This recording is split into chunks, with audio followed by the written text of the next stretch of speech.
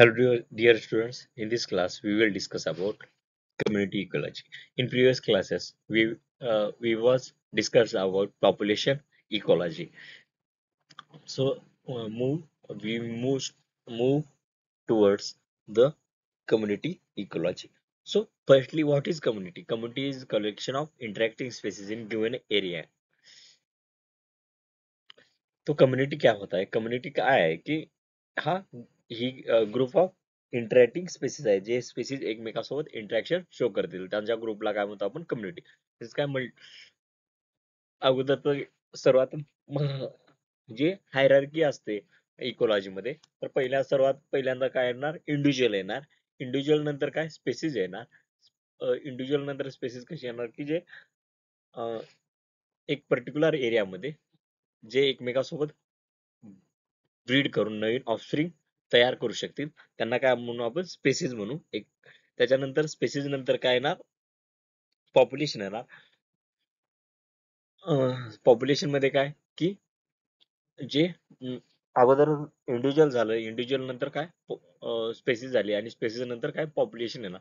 Population मध्ये काय बघतो आपण it is group of individual from same species in given area. तर एकाच एरिया मधले जे सेम स्पेसीचे इंडिव्हिज्युअल असतील त्याला काय म्हणू आपण पॉप्युलेशन म्हणू. पॉप्युलेशन नंतर इकोलॉजी येणार. इकोलॉजी मध्ये मल्टिपल पॉप्युलेशन येतील. ही झाली हायरार्की. त्याच्यानंतर मग कम्युनिटीज नंतर इकोसिस्टम येणार.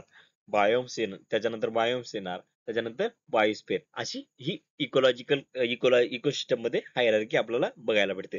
तर आजच्या लेक्चर मध्ये आपण काय बघणार आहोत कम्युनिटीज बघणार. कम्युनिटी काय आहे group of interacting species in given area किंवा it is group of different population in given area which show interaction with each other. तर कम्युनिटीमध्ये सर्व जे लिव्हिंग ऑर्गॅनिझम आहेत जे एकमेकांसोबत त्या इकोसिस्टम मधले इंटरॅक्ट करतील जसं की प्लांट्स अॅनिमल्स फंजाय आणि बॅक्टेरिया हे सर्व बघूया. तर पहिल्यांदा बघूया आपण स्पेसिस डायव्हर्सिटी मधले जे की कन्सेप्ट आहेत ते बघूया. तर ह्याच्यामध्ये जे पहिली कन्सेप्ट आहे ती स्पेसिस रिजनेस की एखादी स्पेसिस कम्युनिटीमध्ये एखाद्या स्पेसिसचा कम्युनिटीमध्ये सॉरी किती एका कम्युनिटीमध्ये किती टाईपचे डिफरंट स्पेसिस आहेत. वेगवेगळ्या किती टाईपच्या स्पेसिस त्या कम्युनिटीमध्ये प्रेझेंट आहेत तर त्याला काय म्हणू स्पेसिस रिचनेस. त्याच्यानंतर स्पेसिस युनेस येते relative abundance of each species within community. तर हे युनेस म्हणजे काय की त्या कम्युनिटीमध्ये एखादी जी स्पेसिस आहे त्याचा नंबर किती आहे पर्टिक्युलर स्पेसिसचा किती नंबर आहे त्याचा अबंडन्स किती आहे हे झालं स्पेसिस युनेस. त्याच्यानंतर स्पेसिस डॉमिनन्स येतील. ह्याच्यामध्ये कम्युनिटीमध्ये जी एखादी डॉमिनेट स्पेसिस असेल जी सर्वात जास्त तिथे डिस्ट्रीब्युशन दाखवत असेल तर त्याला काय म्हणू आपण स्पेसिस डॉमिनन्स. आणि स्पेसिस डायव्हर्सिटी ही जी कन्सेप्ट आहे ती जेव्हा आपण कॅल्क्युलेट करतो तेव्हा स्पेसिस रिचनेस प्लस स्पेसिस युनेस हे दोन्ही फॅक्टर तिथे आपण कन्सिडर करतो. नेक्स्ट हे इथं बघू शकता आपण की community 1 and community 2 have same species richness but different species evenness. तर ह्याच्यामध्ये number of species community A मध्ये आणि बी मध्ये सेमच आहे. मात्र इथे इथे बघा की 4 टाईपच्या स्पेसिस आहेत. इथे पण 4 टाईपच्या स्पेसिस आहेत. आणि रिचनेस काय नंबर ऑफ स्पेसिस रिचनेस म्हणजे काय number of species in community. तर इथे 4 स्पेसिस इथं 4 स्पेसिस जेव्हा आपण स्पेसिस युनेस रिचनेस मोपूया तिथे दोघांची पण स्पेसिस रिचनेस काय येईल सेम येईल. मात्र स्पेसिस युनेस जेव्हा मोपूया त्यांचा अबंडन्स जेव्हा मोपूया 4 स्पेसिसचं तेव्हा ह्या दोन्हीमध्ये आपल्याला डिफरन्स दिसेल. जो अबंडन्स आहे तो कम्युनिटी ए मध्ये इक्वल दिसतो आपल्याला. मात्र कम्युनिटी बी मध्ये जी ही तिसऱ्या टाईपची ट्री टाईप आहे तो काय इथे हाय खूप जास्त दिसतो आपल्याला. इथे बघू शकता मग इथे काय युनेस कोणाची जास्त आहे या थर्ड जो ट्री आहे त्याची इथे युनेस जास्त आहे आणि बाकीच्या स्पेसिसची कमी आहे. तर स्पेसिस आणि रिचनेस म्हणजे काय की नंबर ऑफ स्पेसिस आणि युनेस म्हणजे काय अबंडन्स किती आहे त्या स्पेसिसच्या कम्युनिटीमध्ये. आणि ह्या दोन्हीला मिळून दोन्ही दोन्ही फॅक्टरला कन्सिडर करूनच आपण स्पेसिस डायव्हर्सिटी तिथे कॅल्क्युलेट करतो. त्याच्यानंतर आपल्याला बघायचं टाइप्स ऑफ स्पेसिस. तर स्पेसिसच्या बिहेवियर नुसार त्याचे वेगवेगळे टाईप करण्यात आलेले आहेत. तर हे टाईप बघायचे आहेत आपल्याला. पहिल्यांदा तर आहे डॉमिनंट स्पेसिस. तर डॉमिनंट स्पेसिस काय असतात, की एखाद्या environment मध्ये जो सर्वात जास्त अबंडंट प्रेझेंट असतात, सर्वात जास्त अबंडंटली प्रेझेंट असतील, तर त्यांना काय म्हणू आपण? Dominant species. जसं की आपण काही फॉरेस्ट बघितलं, डेसिडियस डेसिडियस फॉरेस्ट जर बघितलं, पानगळीचे फॉरेस्ट जर बघितले, तर तिथं सापडणारे जी ट्रीज असतात त्या कोणत्या असतात, की टीक असतो म्हणजे काय, सागवान असतो, त्याच्यानंतर सलई असते.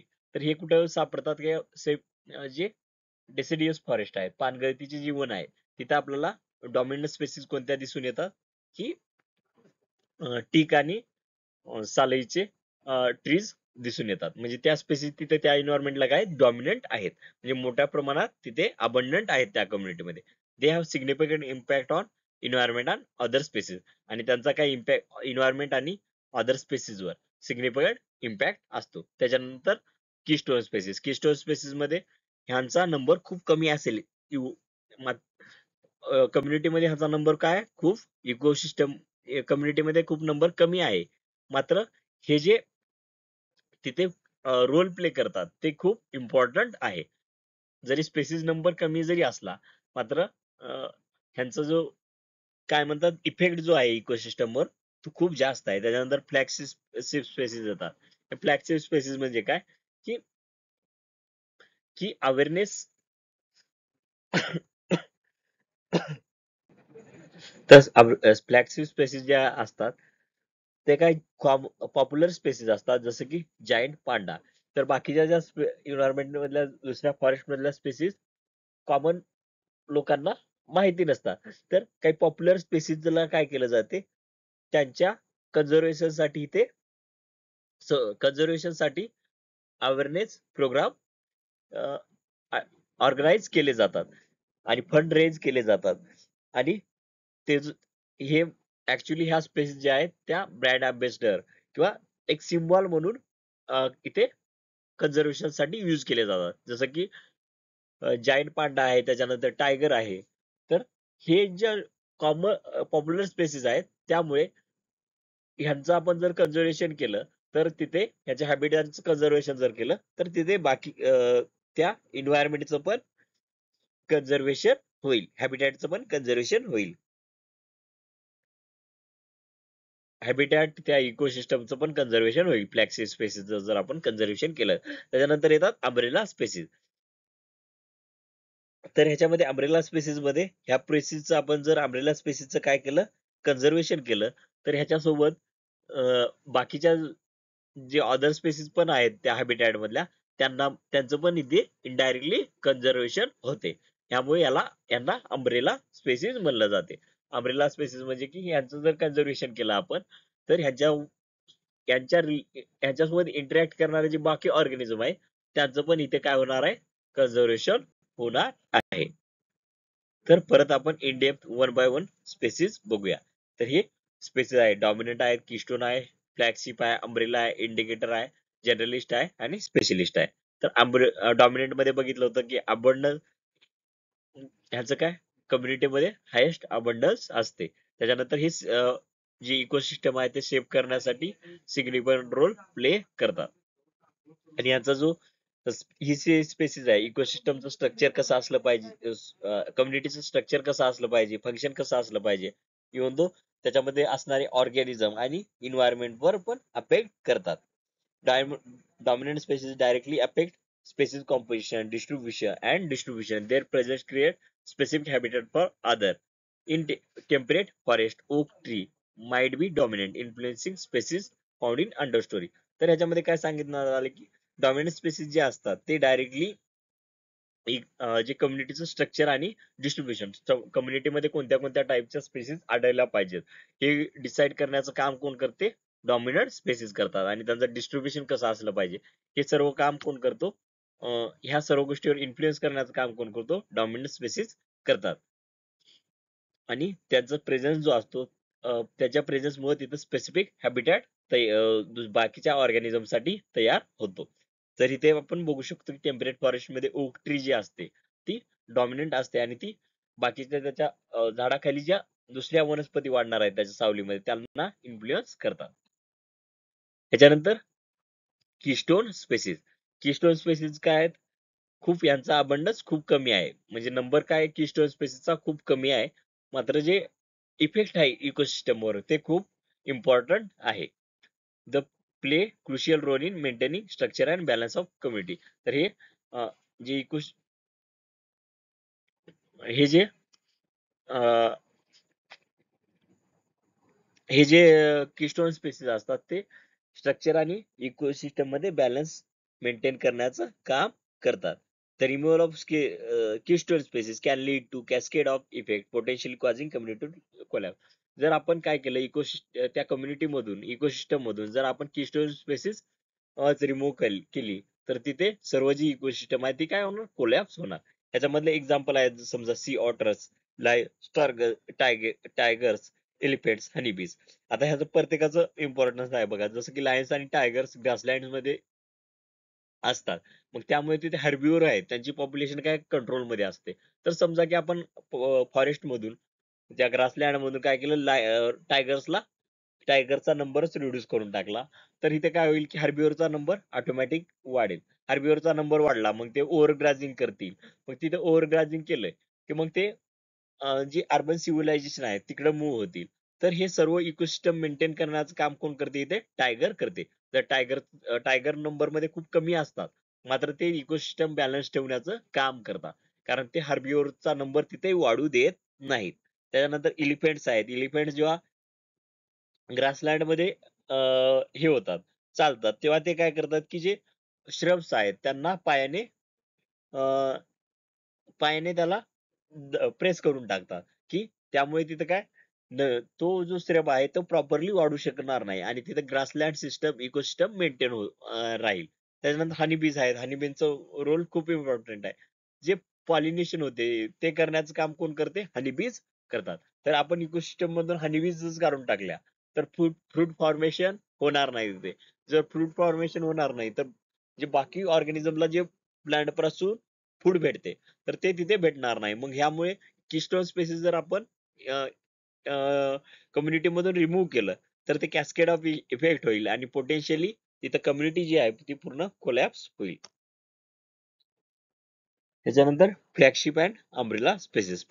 स्पेसिस जी काय आहे की पॉप्युलर स्पेसिस आहे आणि त्या स्पेसिस आपण कॅम्पेनिंग करून बाकीच्या ज्या स्पेसिस आहेत त्यांना पण इथे काय करू शकतो? बाकीचं जे कंजर बाकीच्या स्पेसिस आहेत त्यांना पण इथे कन्झर्व करू शकतो आणि त्यांच्या हॅबिटॅटला कन्झर्व करू शकतो. हे जे फ्लॅग स्पेसिस असतील ते काय इथे ब्रँड अँबॅसेडर किंवा आयकॉन सिम्बॉल त्या हॅबिटॅट साठी किंवा एन्व्हायरमेंटल कोणत्या कॉज साठी हे वापरले जातात. याचं एक्झाम्पल आहे giant panda is flagship species for biodiversity conservation drawing attention to new need for preserving bamboo forest habitat. तर ह्याच्यामध्ये काय जायंट पांडाचा आपण काय करतोय? फ्लॅगशिप स्पेसिस म्हणून यूज करतोय. तर काय वाचवण्यासाठी? बांबू फॉरेस्ट हॅबिटॅट. तर बांबू फॉरेस्ट वर पण मध्ये पण डिफरंट काय स्पेसिस असतील तर तर आपल्याला ते जर फॉरेस्ट म्हणजे त्या काय करायचं असेल? फॉरेस्ट वाचवायचं असेल तर फॉरेस्ट डायरेक्टली ती थीम न घेऊन जाता एक आयकॉन घेऊन गेलो आपण कोणाला? जायंट पांडाला. तर जायंट पांडाला ऍज अ आयकॉन तिथं प्रेझेंट केलो आणि त्यामुळे तिथे काय जी बांबू फॉरेस्ट कन्झर्वेशनची बाबत अवेअरनेस क्रिएट झाली. डायरेक्ट बांबू फॉरेस्ट हॅबिटॅट कन्झर्वेशन विषयी तिथे अवेअरनेस करण्याऐवजी आपण तिथं कोणा विषय केली की जायंट पांडा विषयी. जायंट पांडाला ऍज सिम्बॉल वापरलं, ब्रँड अँबॅसेडर वापरलं. त्यामुळे तिथे जे बाकी ते हॅबिटॅट होतं ते प्रिझर्व झालं. त्याच्यानंतर अम्ब्रेला स्पेसिस जे असतात की ते ह्या फक्त अम्ब्रेला स्पेसिसचं जर आपण कन्झर्वेशन केलं तर बाकीची जी इकोसिस्टम मध्ये ऑर्गॅनिझम आहेत त्यांचं पण तिथं काय होते? इनडायरेक्टली कन्झर्वेशन होते. अम्ब्रेला आता हे काय अम्ब्रेला स्पेसिस मध्ये एका जरी त्या स्पेसिसचं आपण काय केलं? कन्झर्वेशन केलं तर बाकीच्या ते इनडायरेक्टली बाकीच्या स्पेसिस तिथं काय होतील? सेम हॅबिटॅट मधले आहेत त्यांचं कन्झर्वेशन होईल. त्याच्यानंतर येतात इंडिकेटर स्पेसिस.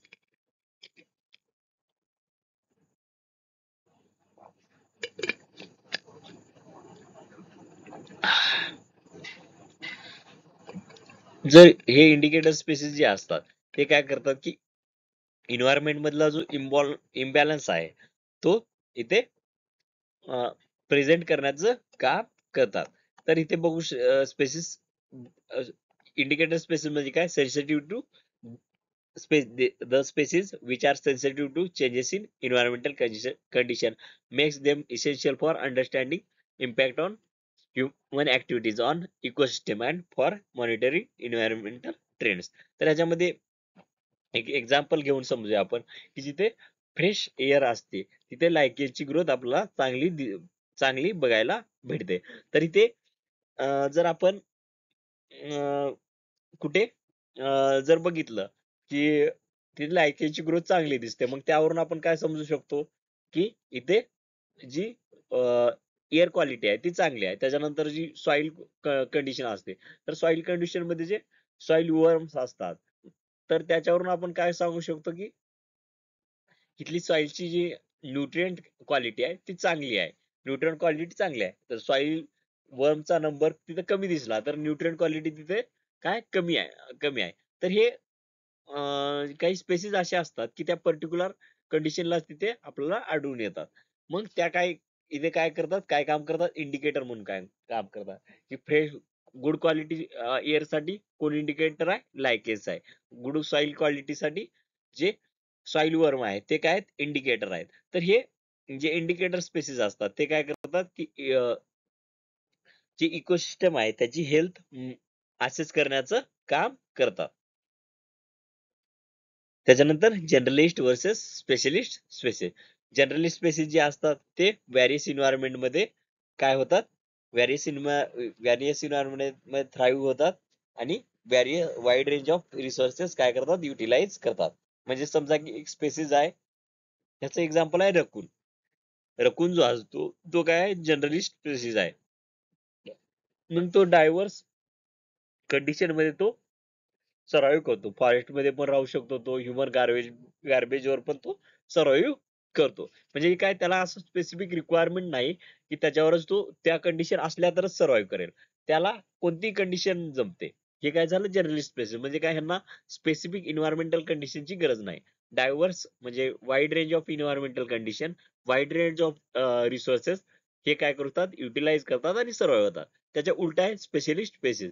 स्पेशालिस्ट स्पेसिस जे आहेत यांचं जे स्पेसिफिक निशवरच हे काय असतात, अडॉप्ट असतात आणि त्यांचं जे हॅबिटॅट आहे किंवा फूड रिक्वायरमेंट आहे ती पण काय खूप स्पेसिफिक आहे. जसं की कोलाज जे असतात ते स्पेशलिस्ट स्पेसिस आहेत आणि ते फक्त आणि फक्त युकेलिप्टसच्या लिव्हजवरच सर्वाइव्ह करू शकतात.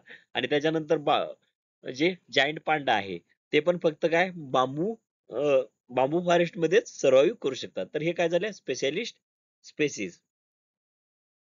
स्पेशालिस्ट स्पेसिस म्हणजे काय की त्यांच्यासाठी त्यांना काय स्पेसिफिक रिक्वायरमेंट आहेत. त्या रिक्वायरमेंट जर फुलफिल झाल्या तरच तिथे काय करतील, ते सर्वाइव्ह करू शकतील. मात्र जनरलिस्ट स्पेसिसचं काय की वाईड रेंज ऑफ इन्व्हायरमेंट मध्ये ते सर्वाइव्ह करू शकतील. आणि स्पेशालिस्ट मध्ये काय आहे की स्ट्रिक्ट हॅबिटॅट आहे त्यांचा आणि फूड रिक्वायरमेंट पण खूप स्ट्रिक्ट आहे आणि तेवढ्याच ह्याच्यावर ते काय करतील, सर्वाइव्ह करू शकतील. अडॅप्टिबिलिटी जर बघितली, जनरलिस्ट स्पेसिस जे आहेत ते इन्व्हायरमेंटल चेंजेसला मोर रेजिलेंट आहेत, की इन्व्हायरमेंटल चेंजेस जरी झाले तर ते तिथं सर्वाइव्ह करू शकतील. कारण त्यांची ते जे आहेत व्हॅरियस इन्व्हायरमेंट मध्ये काय करू शकतात, सर्वाइव्ह करू शकतात आणि वाईड रेंज ऑफ रिसोर्सेस काय करतील, युटिलाइज करतील. रिसोर्सेस म्हणजे काय, तिथं फूड असेल, वॉटर असेल, हे सर्व काय झाले, रिसोर्सेस झाले. मात्र जे स्पेशलिस्ट आहेत ते हॅबिटॅट लॉसला आणि रिसोर्स डिप्लिटेशनला खूप ससेप्टेबल वल्नरेबल आहेत. जसं की आता जायंट पांडा जो आहे त्याला जर बांबू फूड भेटलं नाही, तर तो सर्वाइव्ह करू शकणार नाही. कोलाज किंवा पांडा जे आहेत ते काय स्पेशलिस्ट आहेत, त्यांना स्पेसिफिकच फूड लागणार. मग ते जर नाही भेटलं तर ते तिथे काय करू शकणार नाही, सर्वाइव्ह करू शकणार नाहीत. हॅबिटॅट तो त्यांचा तिथे काय झाला, डिस्ट्रॅक्ट झाला तर ते दुसऱ्या हॅबिटॅट मध्ये ते सर्वाइव्ह करू शकत नाही. तर स्पेशलिस्ट स्पेसिस हे आहेत की जे चेंजला आहे ते एन्व्हायरमेंटल चेंजला वर्नेबल आहेत आणि जनरल स्पेसिस जे आहेत ते रेझिलियंट आहेत. ह्याच्यानंतर बघायचं आहे रॉन्कोर रॉन्कियस प्लॅन्ट क्लासिफिकेशन. रॉन्कर्स जे होते ते काय होते की ख्रिश्चन डॅनिश बॉटनिस्ट होते आणि त्यांनी काय केलं, एक क्लासिफिकेशन सिस्टम डेव्हलप केली. आणि ही जी क्लासिफिकेशन सिस्टम आहे ती जी बर्डची लोकेशन आहे, रिन्युअल बर्डची लोकेशन आहे, त्या बेसिसवर त्यांनी काय केलं, प्लांटला क्लासिफाय केलं. दिस classification focus on how plants survive in adverse condition, primarily during winter. The plants birds are responsible for future growth. तर ह्याच्यामध्ये त्यांनी काय स्टडी केलं, ऍडव्हर्स कंडिशनला जे प्लांट्स आहेत ते कसे सर्व्हाइव्ह करू शकतात, प्रायमरली कशामध्ये, विंटर मध्ये. त्याच्यानंतर बर्ड लोकेशन.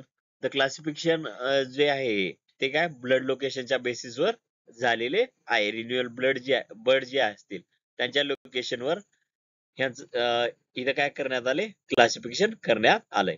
तर पहिला जो टाईप आहे याचा तो आहे फिनोरोफाइट्स.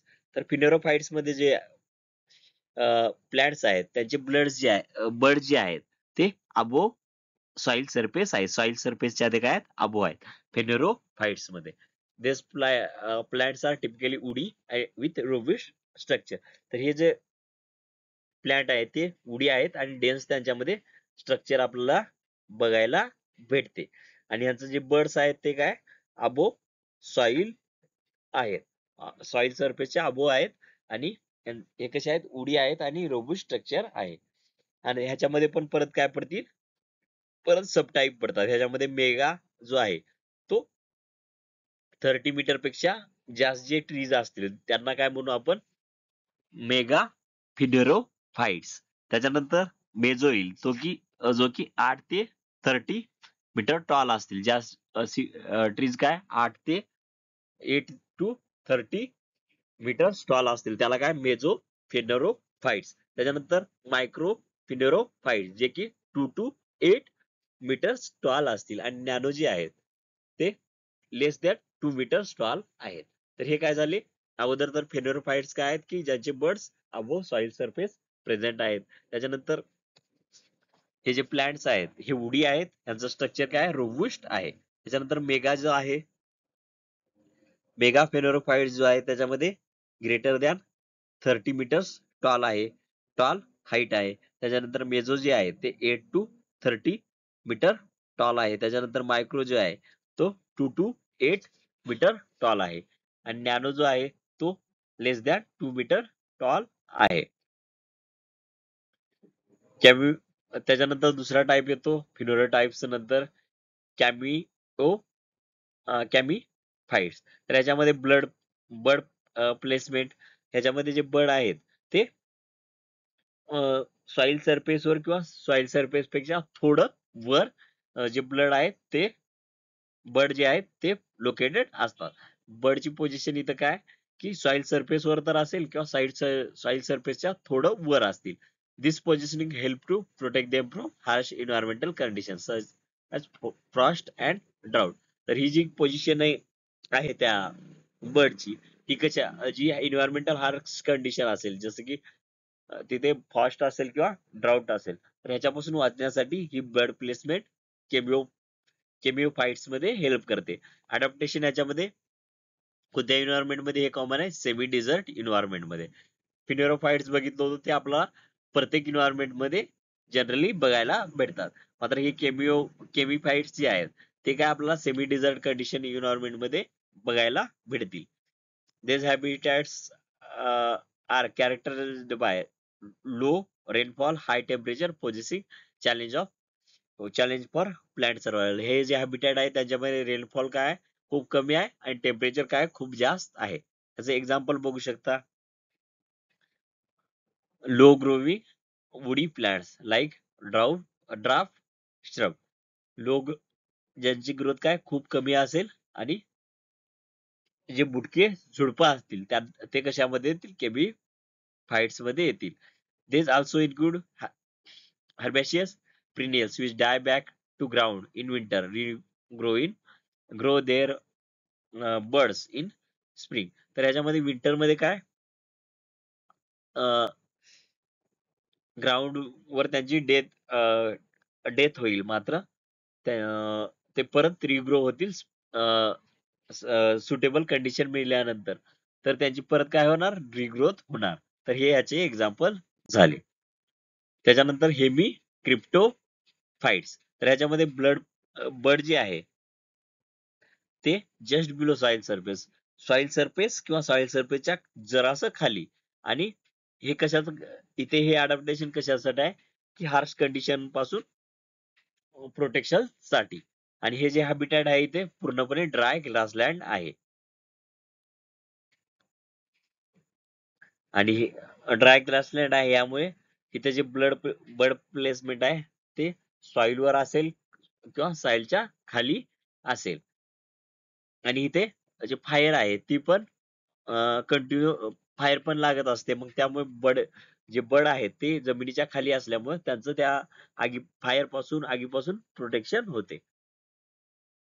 ह्याच्यामध्ये एक्झाम्पल जे हर्बेशियस प्रिनियल्स आहेत जे मल्टिपल इयर्स मध्ये बघायला भेटतात, जसं की डॅन्डेलन्स, क्लोवर्स. तर हे काय झाले, याचे एक्झाम्पल झाले. त्याच्यानंतर जिओफाइट जे आहे किंवा क्रिप्टोफाइट जे आहेत यांच्यामध्ये जे बल्ब आहे पूर्णपणे बिलो साईल आहे. Geophytes and cryptophytes are plant that have their bud located below soil surface. तर सॉइल सरफेसच्या पूर्ण बड काय खाली आहे. तेच plants typically rely on bulb. आणि हे जे आहेत प्लांट्स आहेत त्यांची स्टोरेज स्ट्रॅटेजी काय, जे फूड रिसोर्सेस आहेत ते बल्ब मध्ये किंवा कॉर्म्स जे असतील किंवा ट्यूबर जे असतील त्यांच्यामध्ये न्यूट्रिएंट स्टोअर केलं जाते. आणि जेव्हा स्पेसिफिक सुटेबल कंडिशन भेटेल तेव्हा हे काय होतात, रिग्रो होतात. आणि हे जे आमचं जे हॅबिटॅट आहे ड्राय इकोसिस्टम मध्ये हे आपल्याला बघायला मिळतात जिओफाइट्स. त्यानंतर थिरोफाइट जे आहेत ह्याच्यामध्ये थिरोफाइट्स रॉयल तर ह्याच्यामध्ये थिरोफाइट्स मध्ये काय की अनफेवरेबल कंडिशन मध्ये हे सीडच्या फॉर्म मध्ये काय डॉर्मन स्टेज मध्ये जातात. तर सीड ह्याच्यामध्ये थिरोफाइट्स मध्ये काय बघायला भेटते आपल्याला की हे काय सीडच्या फॉर्म मध्ये सीड फॉर्म करतात अनफेवरेबल कंडिशन मध्ये. आणि सीड काय असतो, जोपर्यंत सुटेबल कंडिशन भेटणार नाही तोपर्यंत डॉर्मंट असतो. त्याच्यानंतर rapid growth. Therophytes complete their life cycle within single growing season. This allow them to make advantage of favorable condition. तर थिरोफाइट जे आहेत तर बाकीचे आपण जे बघितलं होतो त्याचं काय की फक्त डॉर्मन्सी स्टेज मध्ये जात होते आणि परत रिग्रोथ होत दिसत होते आपल्याला. आता थिरोफाइट्स मध्ये यांचं काय की एका जनरेशन मध्ये ते काय करतील, सिंगल ग्रोविंग सीझन मध्येच लाईफ सायकल कम्प्लीट करतील. आणि सीडच्या फॉर्म मध्ये ते काय करतील, सीडच्या फॉर्म मध्ये नेक्स्ट जनरेशन साठी न्यूट्रिएंट स्टोअर करून ठेवतील. आणि जेव्हा तिथे फेवरेबल कंडिशन येईल तिथे त्यांचं रिजनरेशन होईल. तिथे काय रिग्रोथ, अगोदरच्या जागी आपण काय बघत होतो, रिग्रोथ बघत होतो. मात्र इथं काय होत आहे, बर्थच होत आहे. नवीन इंडिव्हिज्युअलची इथं काय होत आहे, बर्थच होत आहे. त्याच्यामध्ये वीड्स आहेत, कल्टिवेटेड क्रॉप्स आहेत आणि वाईल्ड फ्लॉवर्स आहेत. तर आजच्या सेशन मध्ये आपण इथेच थांबूया. नेक्स्ट सेशन मध्ये ह्याच्या दुसरा एखादा इम्पॉर्टंट टॉपिक बघूया. ह्या सेशन मध्ये जर तुम्हाला काही डाऊट असतील तर तुम्ही फ्रीली कधी पण विचारू शकता. थँक्यू.